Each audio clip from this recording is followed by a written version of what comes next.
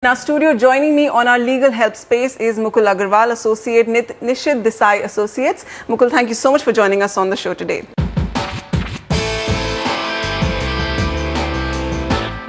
Let's get started with the first question. Joining us on the line is Jitendra Rustagi. Hi Jitendra, what's your question? Yeah, hi. My question is regarding, actually I bought a flat 3 years back from Builder Exotica Developers. And in the layout, I can see that there are 2 bedrooms.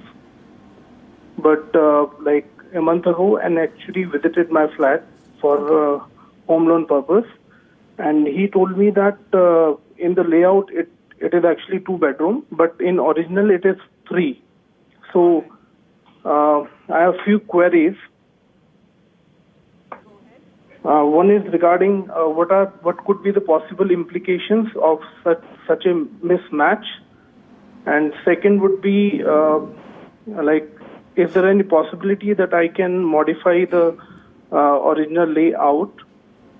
Okay. Yeah. All right. So the buyer pays for something, is shown something, and the built-up area is something different. So whose liability is this? Because the buyer's title gets affected. So, and ultimately he has to run around offices and get it cleared. Yeah, so Jitendra, in this case, since seller is the builder, it's actually his liability if he's submitting a document which is not correct. The remedy to that is not that complicated. You can actually approach the registrar and submit a fresh deed, a rectification deed, which you both have to enter. You need to first of all file an application with the registrar stating that this is the correct map and this is the reason for the actual discrepancy that arose in the beginning. The application, once accepted by the registrar, can proceed, and as far as your question regarding liability, the seller has the liability in this case. Over and above, if an intention is proved against, intention is proved that for any kind of wrongful gain he did that, he might also suffer some kind of a criminal penalty in this case. And what about the enhanced cost that he'll have to now bear the brunt of, the buyer? There is no enhanced cost. It will just be going ahead as a new rectification deed. The space gets increased, the buyer has to pay for it? That should be the seller's responsibility in this case. As I mentioned, the seller had the initial onus that he provides the correct document in the first go. Okay. Next question coming in from Malvika Patnaik. Hi Malvika, go ahead with your question. Hello everyone, thanks for picking my query. I have invested in a project at Bhubaneswar in August 2012. The completion date was February 2014. Okay. But in the meantime, on April 2014, builder got arrested in a land fraud case, another land fraud case. So our project was in midway. All right. So, and the director, there is no director to whom we can rely on to carry out the project. Because there were 3 directors in the company. One got arrested, 2 others long left before. They were left before. Okay. So my question is, what is our legal option? Whether go for the consumer case or a civil case? Okay. Malvika had also shared us details that HDFC had released about 60% of the loan amount to her. So don't you think there's also a liability of the lender in this case, because they usually go for these tags, bank approved project. Right. So what process should she take now? Right. So in this case, as far as I see, the developer has a power of attorney to my understanding, which is generally a JDA model that we adopt, and the developer was entitled to develop the property, but ultimately what happened is he got arrested. So in this case, what best remedy I would say is you look after for a refund of your claim, for which you can go ahead and file a case in the consumer court, or else a more stricter measure would be you find a winding up application in the court.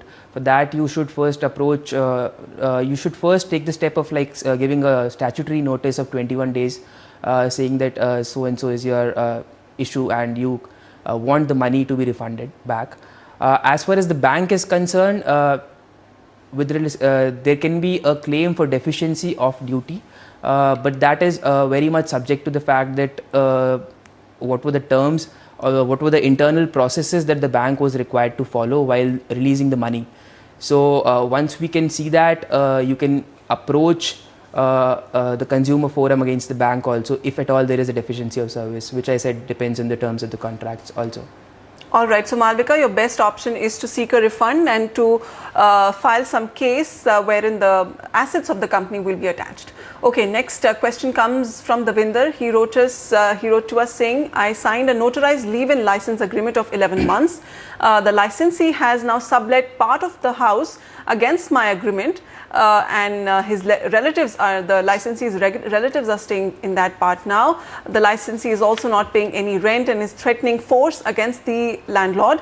The licensee's relatives are to be treated as trespassers, he wants to know, and how should he evict the licensee? Yeah, so this is quite a normal scenario. We keep on seeing these kind of cases a lot, and what you should keep in mind that eviction would specifically depend on whether or not the property is covered under some kind of rent control laws.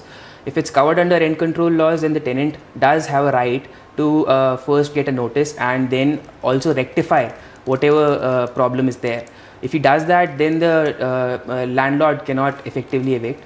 However, in your case, irrespective if it's covered under rent control or not, what you should do is you should at least send him a notice, a written notice stating that you need the property to be vacated, and it will be advisable from a rent control and a non-rent control perspective also that you mention that why you want the property to be vacated. You can suppose mention that you need the property for your own personal use, your parents' use, or for your children's use.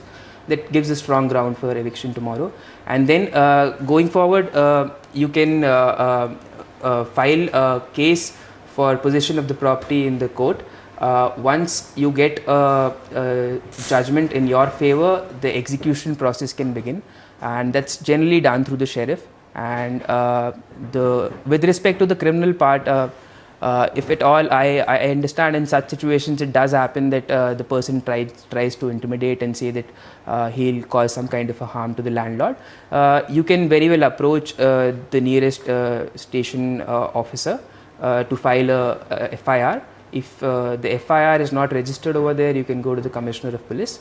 If not, you can file a criminal complaint, a complaint in the magistrate's court, and he can then take cognizance directly of a matter. Mukul, will Davinder get a fair fight? Because what we know, the Rent Control Act presently is quite archaic. The government is even trying to tweak it. It's heavily skewed in favor of the tenant. It is. So as I mentioned, in your notice, you mention that you need, there are certain specific grounds in which you can actually carve out that, okay, the tenant should actually evict. Say you need to pose some kind of a genuine ground and say that I actually need the property for my own self. I don't own any kind of property, and maybe my children are coming back from, or my parents do need the property for staying. I don't have any other place to stay, and hence I need it. You should be genuine in that. Show that you're genuine and be very strong on the paper. That would I say. All right, Mukul Agarwal there, helping you out, giving you advice on how to deal with your legal property disputes. Mukul, thank you so much for joining us. Thank you.